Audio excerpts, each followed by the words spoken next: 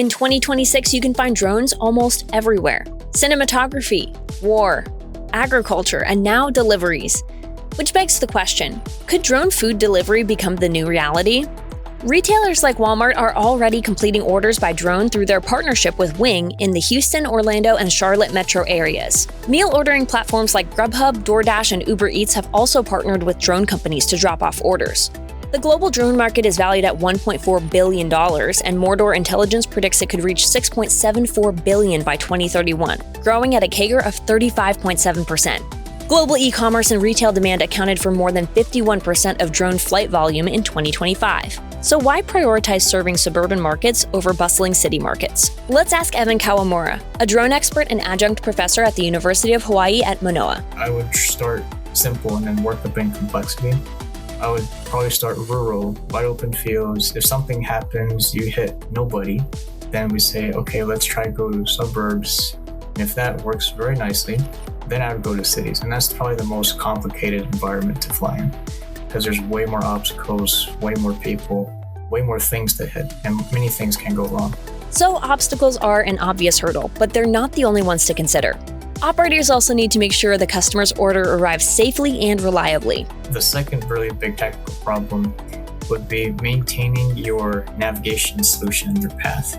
So if I'm going from point A to B and all of a sudden I lose GPS, well then what? Weather can be another major restriction in drone delivery. Flytrex CEO Amit Regev shares his experience. There's definitely limitations, to what we can do. Specifically winds, I would say that's a bigger challenge, when it really gets windy, and that happens in Dallas a lot, specifically at this time of the year. So there's still more work that we can do to improve on that, and how can you support flights at kind of higher gusting, and we can get there.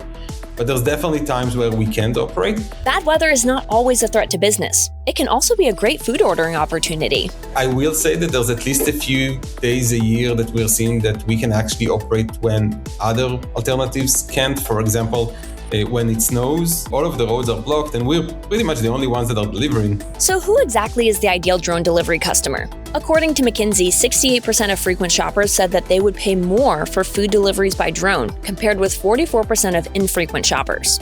This suggests that the prime market is not every shopper, but the frequent shopper who values convenience.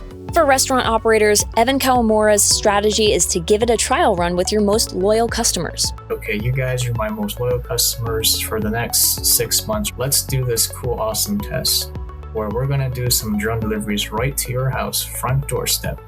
And if you love this, then we're gonna continue this and maybe we'll have a subscription or something. And if they don't like it, then we just constantly have feedback. Okay, you didn't like this because why? Or you really like this thing, okay, why? And then we just keep on working with the clients and get more feedback. And I think that will help figure out, is this really worth it or not? Instead of just jumping the gun too early. Yes, everyone's doing it, we should do it.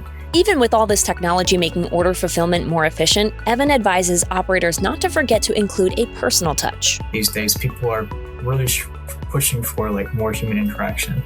They don't want fake stuff, although some people want fake stuff. But I think when it comes to drone deliveries, having that personal human touch, I think that's going to matter going forward a lot. Right now, the ROI is strongest in specific use cases: high-value meals, time-sensitive orders, and small baskets. Is this an immediate thing for all businesses everywhere? Again, like I said, some larger, Costco, larger groceries, probably not. But immediately for high-value dinners, things where time matters, people are willing to pay a few more bucks. We think that there's an immediate absolute opportunity to get people their food faster, fresher, cheaper, and just create a better overall customer experience. And once that infrastructure scales, delivery costs are expected to fall. According to PwC, the current cost per order ranges from $6 to $25. But over the next decade, it's expected to drop by more than 70%, reaching about $2 per order by 2034. So when could drone food delivery start to become the norm? The answer is not everywhere, at least not yet. But for restaurants and retailers looking to solve last-mile delivery friction points, drones offer a faster, fresher, and more novel way to reach customers. I would definitely say that by the end of this year, you're going to see much larger deployments at much faster rate. And kind of by the end of 28, I think that's something that you're going to see across most of the suburbs, Especially in suburban markets where convenience is king. For the Food Institute, I'm Brittany Borer. Thanks for watching, and I'll see you again next time.